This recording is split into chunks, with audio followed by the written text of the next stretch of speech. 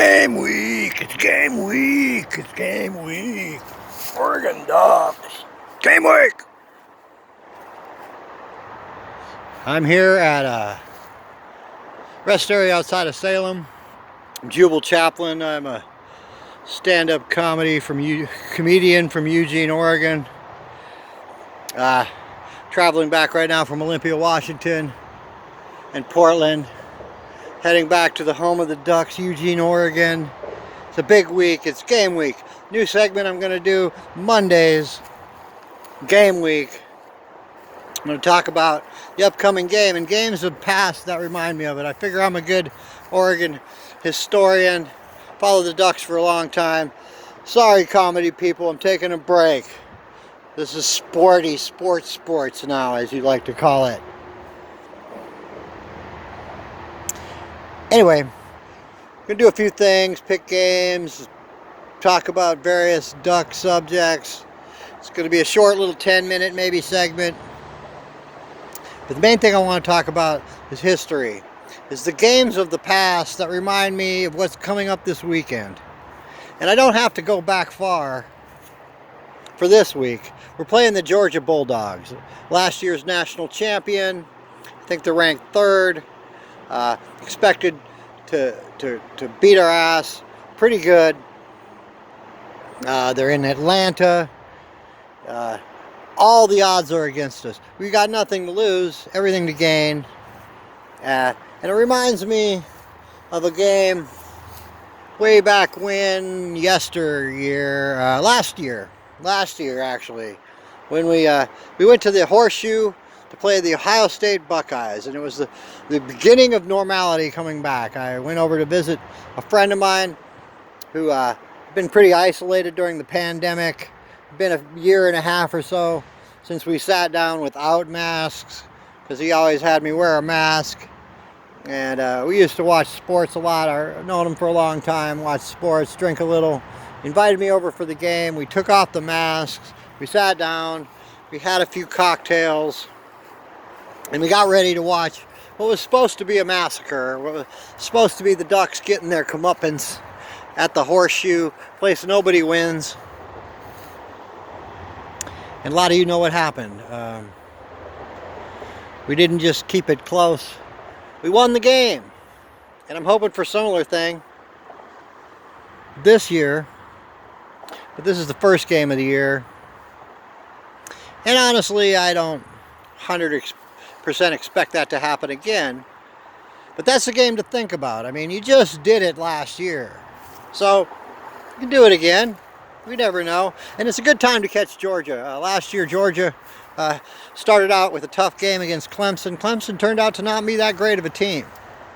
So there's a few things that I want to talk about. First of all, we have Georgia's defensive coordinator now, Dan Lanning, is coaching the team. He's our head coach. And one of the factors I think in the game is I believe Dan, he's trying to downplay it. But this is going to be a big deal to him. There's no way this isn't going to be a big deal. We're talking about team he just coached. Just was part of a national championship. He's got to be excited, and he's got to really kind of deep down in his heart of hearts, way back, really want to win this. I hope that works out. Sometimes that kind of pressure can go both ways. But he's going to downplay it. I think if anybody can handle that kind of situation, it's Dan the man. Seems like a really good guy, good coach. Big different kind of coach. Mario Cristobal was a good coach, but just listening to him in press conferences, you got the feeling after a while he'd kind of wear on you. And that's what it seemed to happen with the Ducks a lot. We'd kind of wear down at the end of the year, kind of get tired of the same old rhetoric. Dan's a little more vibrant. He's a little more exciting. I'm looking forward to seeing what this team's going to be like with all the talent we have. It's going to be a tough test against Georgia, though. Let's be real, right? But I'm looking for the Ducks to cover. You want to pick the Ducks to cover.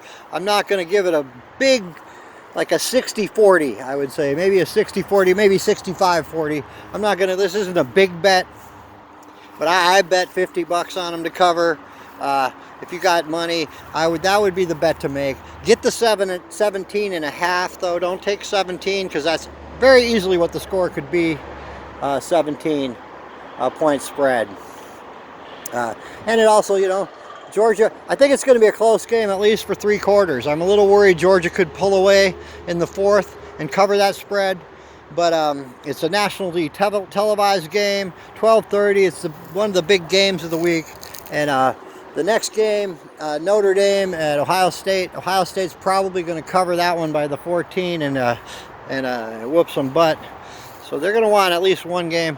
I want to see one good game in the middle of the afternoon. I'm not saying refs have anything to do with these games, but TV games are often closer. Like I said, just last year it was a 10-7 game against Clemson, and Clemson did not turn out to be that great of a team. So the best time to catch Georgia is probably early. So we're looking, you know, looking like that's kind of our chance. Is Dan Lanning. If anybody knows how to beat Georgia, anybody knows a lot about Georgia, it's Dan Lanning. So we do have a little bit of an advantage there. And I don't think Kirby has as much of an advantage on Dan because he doesn't know the personnel as well, the Duck personnel as well as Dan knows the Georgia personnel. But I'm sure Kirby Smart will have something in store for his old buddy. And I'm sure it means a lot to him. He doesn't want to, he wants to be big brother. He doesn't want to let little brother come in there and humiliate him in Atlanta. So I got Georgia winning by 7 to 10 points. But of course, the Duck fan in me, the loyal Duck fan in me, I want to see it. I want to see it again, just like last year at the Horseshoe. That great game.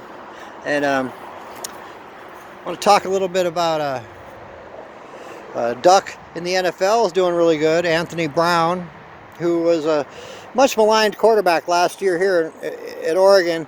When I saw Anthony play, though, I thought he had NFL backup written all over him. Not to say that's a bad thing, no, but NFL backups tend to be pretty careful. They can run a little athletic, just a guy that can go in there and manage. And that was kind of Anthony Brown. And Mario Cristobal's offense kind of held back quarterbacks. We all know the story with Justin Herbert, who's now one of the top NFL quarterbacks, did not have a huge statistical college career. Seemed to be held back a little bit by the conservative nature, and Anthony Brown is sort of proving that.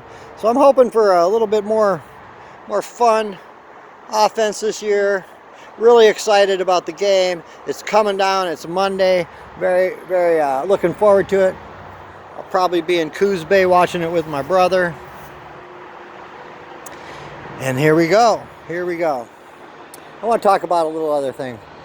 The Duck practices. I cruised by to check out the new facilities. There's some new buildings, beautiful buildings. I can't believe what Autzen Stadium has turned out to be. When I was about 19, I used to ride my bike around, and I'd go to Autzen Stadium in the middle of the summer when they were having their fall camp. And back then they would practice across the street, open practice. Phil Knight would land his helicopter on the center of Autzen Stadium, right at the 50-yard line in the center, and then walk over to the practices. And I would ride my bike up into Autzen Stadium and do laps around Autzen Stadium, and then back out and go to the practice, and would literally be watching the Duck practice with Phil Knight 10, 20 feet away, talking to people. It was very open. It was a very different time. Now it's lockdown city. I mean, you can't. I went in, I kind of stood at the stairs, and I peeked over and watched them practicing a little when they were just doing the players only practice. But the coaches they built a new coaching facility that just overlooks the field, so the players only practice, they can all be sitting up there in their offices and watching. I think that's a pretty cool thing. They figured out. What's not cool is you can't go in and watch any of it anymore.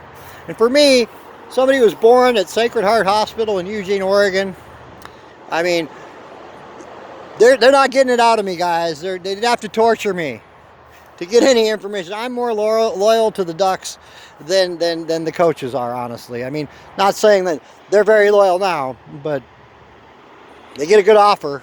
I'm still gonna be here, guys. I'm not telling anybody your offensive plans. I'm not giving anything away. you can let me into a practice every once in a while. I know you can't vet everybody, but fact of the matter is, like I said, I'm more loyal than you coaches. They would have to waterboard me to get anything out of me. Anyway, that's game week. Game week. It's on. Georgia, you're going down. Mascots. We still have the #1 mascot. We're national championship. Every year we win a national championship. In mascot, the duck kicks ass. The Bulldog's pretty cool. The big goofy bulldog guy, he's kind of cool. I really like is I don't know his name, but the little actual bulldog they have on the sidelines that once tried to bite somebody. That guy's got some spunk. That's a pretty good mascot. But this is one Duck's always going to win this one. So we always got that duck national champion mascot for 30 years running, as far as I'm concerned. So we might not rack up the rings here at Oregon, but we always got the #1 mascot. So thanks.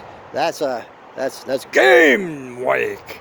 And in future game weeks, I'm going to be talking about old games, some of the big upsets, sometimes not upsets. Sometimes I'll be talking about letdowns. But I got a lot of games. I saw the games on the schedule. A lot of them remind me of the old big duck games of the past. So that's what I'm going to talk about. I know this week I just talked about last year, but that was the game. That was the game that this week reminds me of. So go Ducks! Game week!